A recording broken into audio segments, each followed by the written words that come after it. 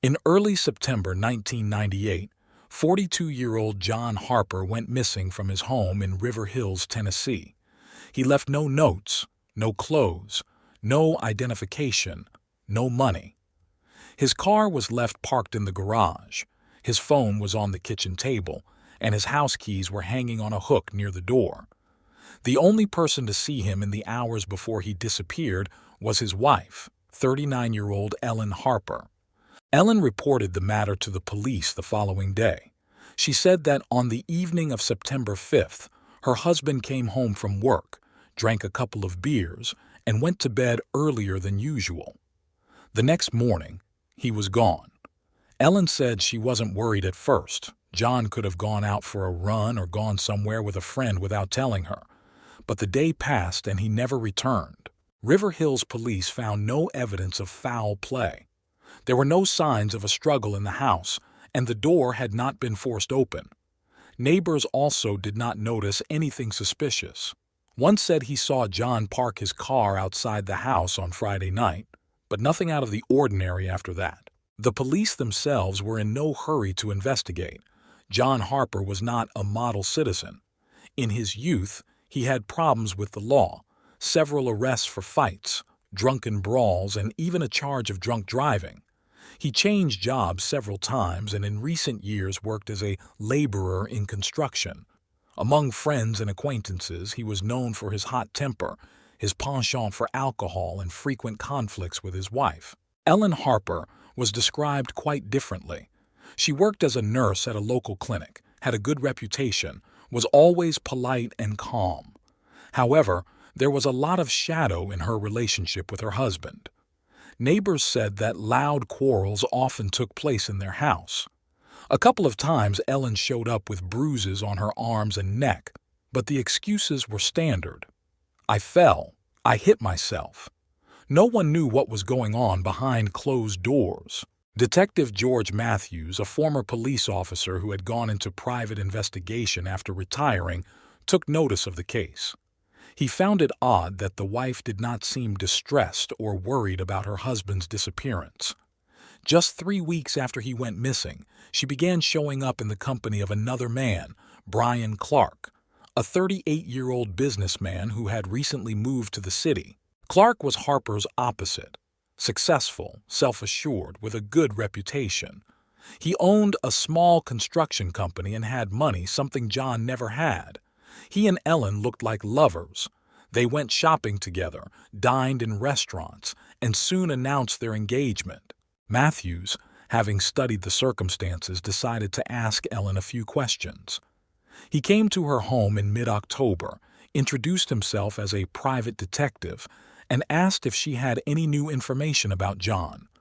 Ellen greeted him evenly, showing neither alarm nor irritation. "He's gone," she said. "I don't think he'll come back." Matthews knew that in such cases, intuition could be the main weapon. Something in her voice made him think. The disappearance of her husband and the lightning engagement to another man were too suspicious a coincidence. He decided to dig deeper. But while Matthews was guessing, a wedding was being prepared in River Hills. Ellen Harper and Brian Clark officially announced that their ceremony would take place on October 16, 1998. The location surprised many. The wedding was to take place right in the garden of Ellen's house, in the courtyard where her husband went missing just a month ago. On Saturday night, October 16, 1998, guests gathered in the yard of Ellen Harper's home. White folding chairs stood in neat rows on the neatly manicured lawn. An arch decorated with white and cream roses stood in the center of the yard. Underneath was a small table with wedding vows on it. Candles and glass lanterns were placed everywhere, and long garlands of soft light gave the setting an almost fairy tale-like quality. The wedding looked unexpectedly luxurious for a quiet town. Ellen, in a snow-white dress, looked flawless. She chose a simple but elegant outfit, without unnecessary pomp, with open shoulders. Her hair was neatly styled, and her face was calm, contented. The woman who had lost her husband a month ago stood before the guests with a smile. Brian Clark looked happy. He was wearing a dark gray suit that fit him perfectly, with a confident posture and an easy smile. He had his arm around Ellen's waist, as if this wedding was the most natural event in their lives. The guests, mostly Ellen's colleagues and Brian's business partners, laughed, congratulated the couple, raised glasses of champagne. But there was something about this holiday that stood out from the overall picture. Some of the neighbors, longtime River Hills residents, refused to attend. Some thought it was disrespectful to John's memory. Others simply felt there was something unnatural about the wedding. People whispered quietly, discussing how quickly Ellen had forgotten about her missing husband. Was it strange? Yes. But could they blame her? John Harper was not a crowd favorite. Detective George Matthews watched the event from a distance. He was not an invited guest, but he was there anyway, hiding in a car parked across the street.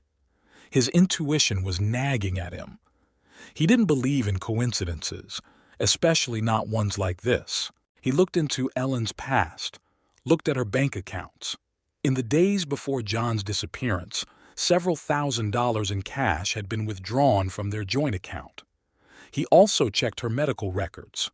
A month earlier, Ellen had gone to the doctor complaining of bruised ribs. All the clues pointed to one conclusion. Their marriage had not been a happy one. But was that enough to explain her husband's sudden disappearance? He also learned something about Brian Clark. The man who seemed like the perfect groom was not so simple. He had arrived in town just 6 months before the events, claiming to be starting a new business. But he already had a shadow behind him, several lawsuits in other states related to fraud in the construction business. Nothing that could be called a crime, but enough to raise suspicions. As the guests toasted the newlyweds, George turned his attention to the grounds themselves. The soil in the far corner of the garden had clearly been recently dug over. He might have been mistaken, but the soil there looked darker than the rest of the lawn. The formal part was over. The dinner began. The guests were laughing. The waiters were serving appetizers. Ellen and Brian were dancing the first dance, and someone even joked that this place used to be John's old flower garden. George knew he couldn't just come along and say, "I think your husband is buried in your garden." He needed proof, and he was determined to find it. The wedding lasted until late evening. The guests drank, the music played, and the candles cast a soft light on happy faces. At that moment, no one knew that this was not just a celebration of a new life, but a point of no return. After all, under their feet, literally a few steps from the wedding table, lay the one who was to become Ellen Harper's only true husband. On the morning after her wedding, Ellen Harper woke earlier than usual. The autumn sun was softly shining through the curtains, and the air was still faintly scented with flowers and champagne. The house was in order, no trace of the previous night's celebration. Her new husband, Brian Clark, was still asleep, exhausted from the long night. Ellen went down to the kitchen, brewed strong coffee, and slowly walked out into the yard. She had owned this place for many years. Everything was familiar here. The old apple tree by the fence, the flower bed by the porch. But now one plot of land attracted her attention more than anything else. In the far corner of the yard, behind a small wooden shed, the soil looked different than before. She knew why.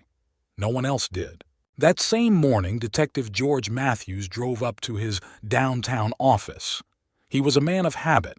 He bought coffee at his favorite dive, said hello to the owner of the corner bookstore, and walked up the creaky stairs to the office he had rented for several years. His thoughts hadn't calmed down overnight.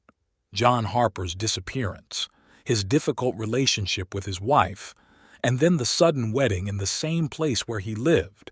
It all left him with no peace. He had no hard evidence, but there was a feeling he'd been working with for decades. Something was wrong. He opened the old leather notebook he'd used to jot down notes on the case. He noted key dates, highlighted suspicious moments. Then he opened the photos of the backyard again, the ones he'd taken while watching the wedding. The dug-up dirt, too flat, too fresh. He knew what to do next. That afternoon, the detective stopped by the station where he had old contacts. He spoke to his former colleagues, asking about the case off the record. It turned out that the police had indeed closed the investigation after a couple of weeks of fruitless searching.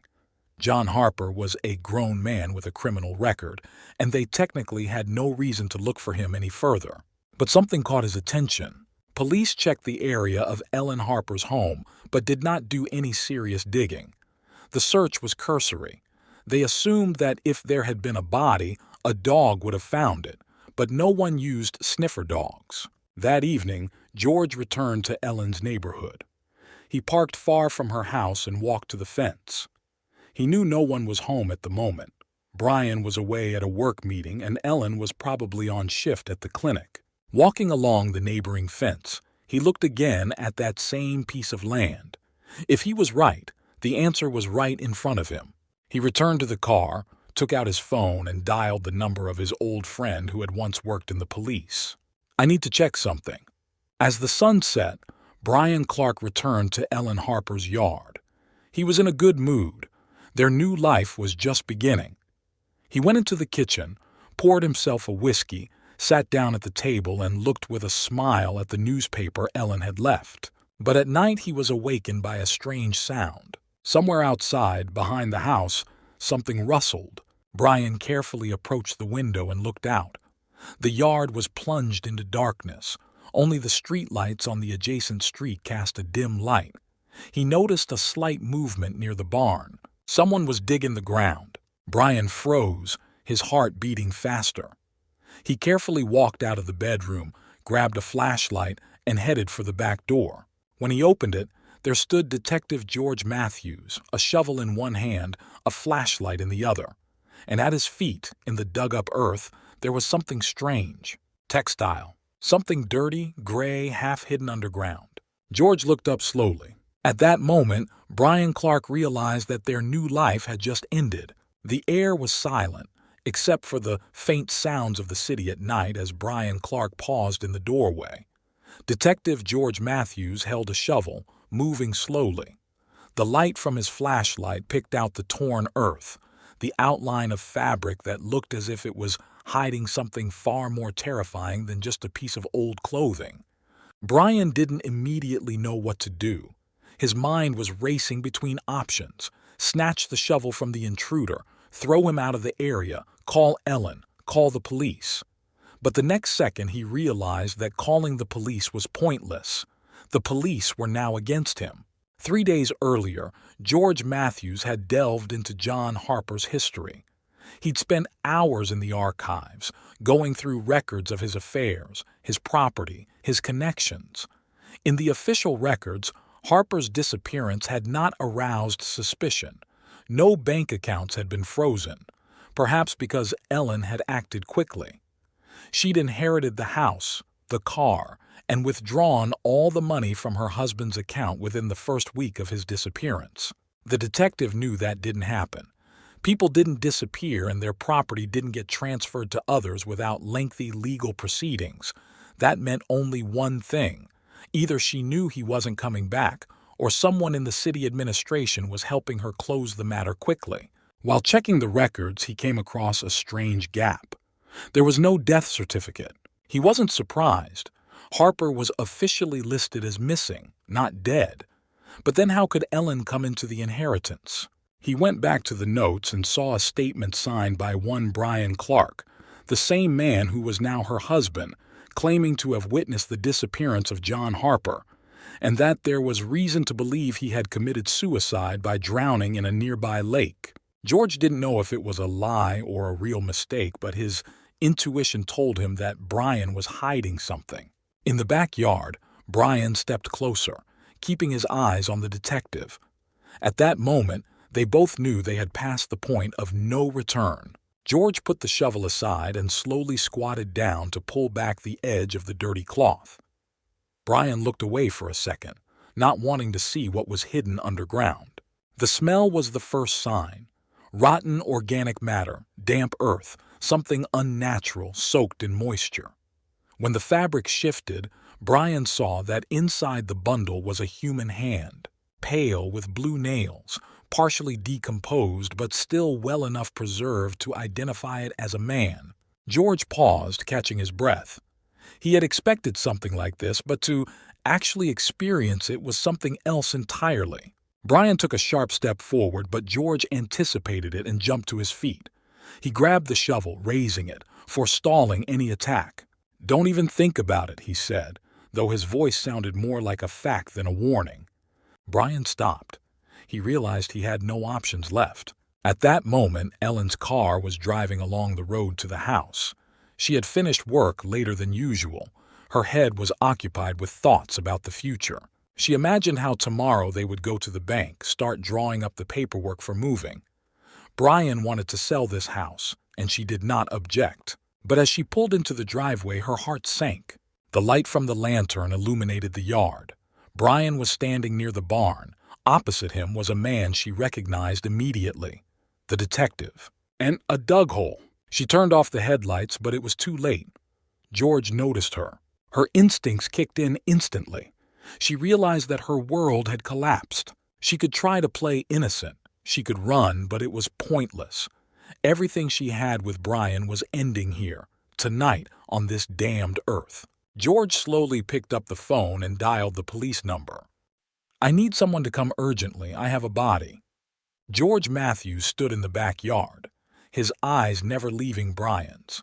His right hand was on the phone, his left still holding the shovel.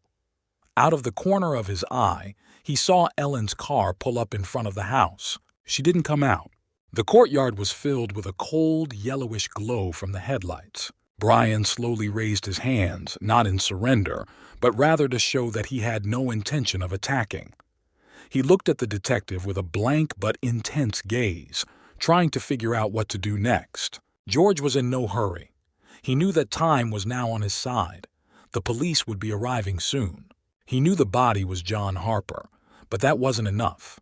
He needed more proof, and he felt it could be found here, in this house within these walls where Ellen Harper Clark had hidden more than just her past. Brian Clark grew up in a family where his father was a policeman.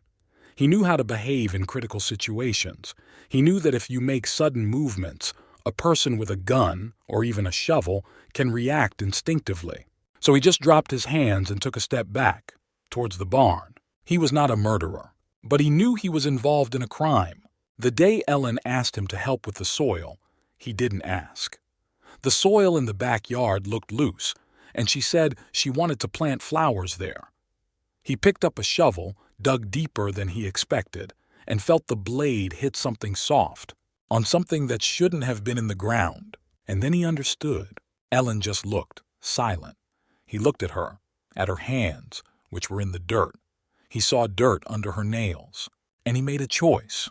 He dug the hole back in. He knew it shouldn't be like this, but he told himself that he loved her, that maybe she was just being defensive. And now he understood that, from that moment on, he was an accomplice. And now before him stood a man who had gotten to the bottom of the truth. Ellen Harper Clark watched the scene through the windshield. She didn't hear the words, but she knew that this moment had to come. She wondered for a long time why Brian never asked her, why he just accepted it. She chose men who didn't ask questions. It was the same with John Harper. He was reliable, level-headed, didn't try to get deeper until it was too late. But George Matthews was different. She saw him standing in front of the dug grave of her past. She placed her hand on the steering wheel and squeezed it. It was still possible to run. She knew there were options. But where to? The house was no longer a home. The men in her life always built walls around her, and she simply chose which one to hide behind. Now there are no walls left. The detective heard the sound of a car. He didn't turn around. He knew who was there, but he heard the car start, and then he turned around. Ellen wasn't looking at him. She was staring straight ahead into space, as if she was running through all the possibilities in her head. There were few of them. The police will be here in a few minutes. He knew that if she left now, it would be the last trip of her life. But if it remains, he took a step forward. Ellen closed her eyes. She knew she had lost. George Matthews watched as Ellen's car sat still, the engine still running. He saw her fingers move slowly over the steering wheel as she seemed to be calculating in her head.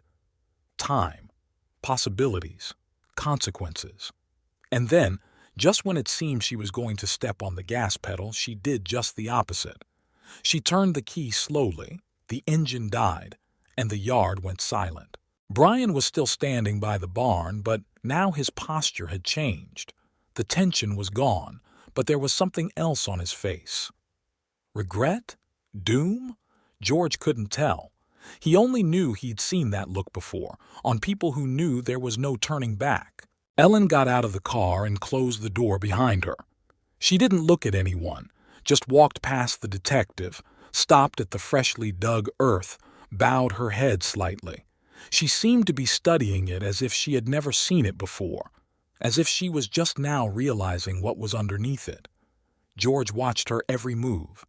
He knew that if anyone could shed light on all of this, it would be her. When the police arrived, it was all predictable. 2 officers, stern but unhurried.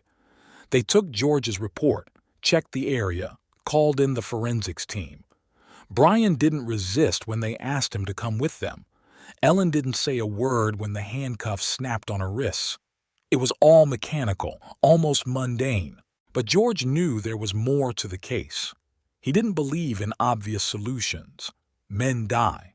Their wives marry, sometimes too quickly, sometimes buried in their own backyard. But all that is just an effect. The cause is always deeper. He walked up to her as she sat in the back of the cruiser.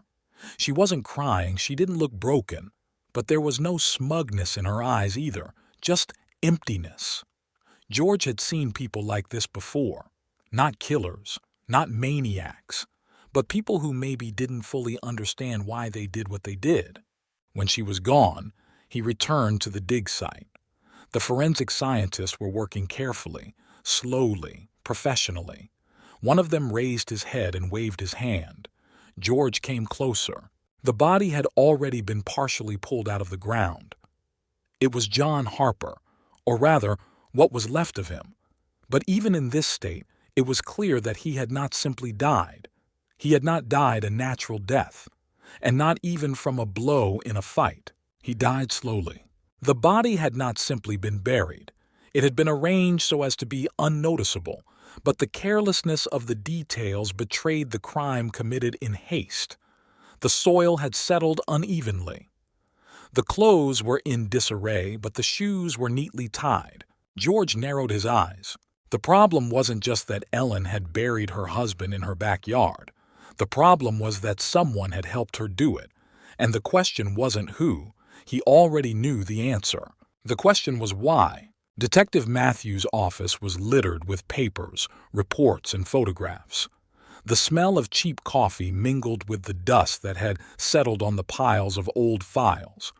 He sat at his desk, sorting through the printed reports from the forensics and pathologist. Everything pointed to one thing. John Harper's death was violent, not just a random fight or a bad fall. No, he had 2 broken ribs, there were crush marks on his wrists, and there was dirt in his lungs, which meant only one thing. He was still breathing when they buried him. Matthews leaned back in his chair, ran a hand over his face. Murder always raised questions. Who? Why? How? But when it was too obvious, there was always something that slipped through the cracks. Ellen Harper could have killed her husband. She could have seized the moment, staged an accident, and then buried him in her own yard. But why was he still alive when they buried him? Why not dispose of the body differently? Why did she marry Brian Wilson so soon? The financial documents he requested were even more disconcerting. John Harper was not the simple man he seemed. Outstanding loans, multiple insurance policies, large debts. One of the policies had been issued just a month before his death, and surprisingly, the beneficiary was not Ellen, but her new husband, Brian. Matthews frowned. This didn't sound like a love crime. It looked more like a pre-planned scheme that had gone wrong. In the holding cell, Ellen sat on a hard bench, her arms crossed. She made no attempt to justify herself, no attempt to cry or evoke pity. Her gaze was cold, but there was no malice or fear in it, only weariness. Brian, on the other hand, was acting differently. He couldn't sit still, rubbed his hands constantly, avoided eye contact with the officers. He looked like he wanted to say more, but something was stopping him. Matthews watched him through the one-way glass. Brian had the look of a man who had taken a step and then realized there was no turning back. He hadn't resisted when they took him from his home, but there was more to his eyes than just the fear of being arrested. He knew what was coming, and he knew exactly what he would say when the time came. When the cell door opened and he was called in for questioning, he stood up, took a deep breath, and walked forward. Matthews knew he was ready to talk. But the question was different. Would he tell the truth? The department had been quiet since the morning. It was as if the entire city had gone silent as George Matthews sat in his office, going over the last of the evidence. He studied the papers, letters, photographs, and reports. Everything seemed so clear and yet so overly complex, like a puzzle with several pieces missing.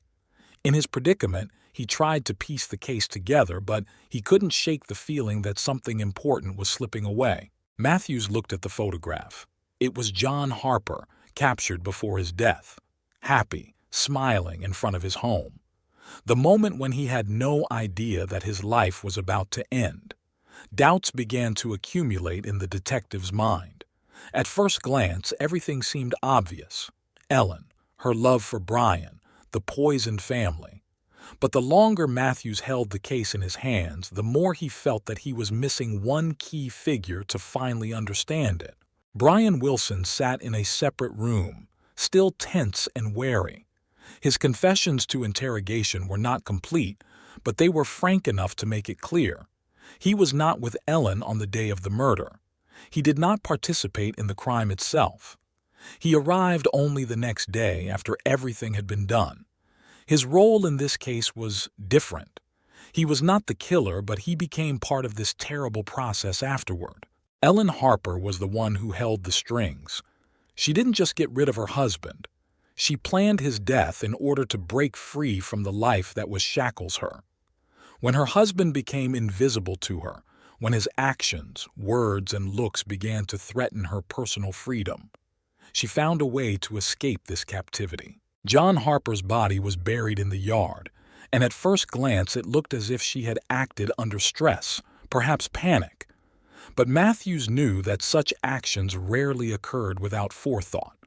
She had taken out insurance in advance, perhaps even foreseen that one day she would not be able to bear it any longer. The life insurance on her husband had been increased before his death, and the beneficiary of the policy was not she, but Brian Wilson.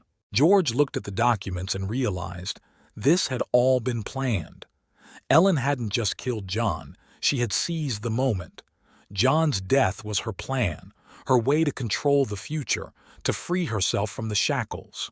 When Matthews decided it was time to close the case, he gathered all the materials. Ellen was the key. She was not only a criminal, but also a woman trying to survive, to escape her own world of limitations and pain. Brian was only a tool in her plan, her way out. He was not an accomplice at the time of the murder, but he became a necessary part of her future, having received the insurance money. George realized that there were actually two crimes in this story. The first was murder.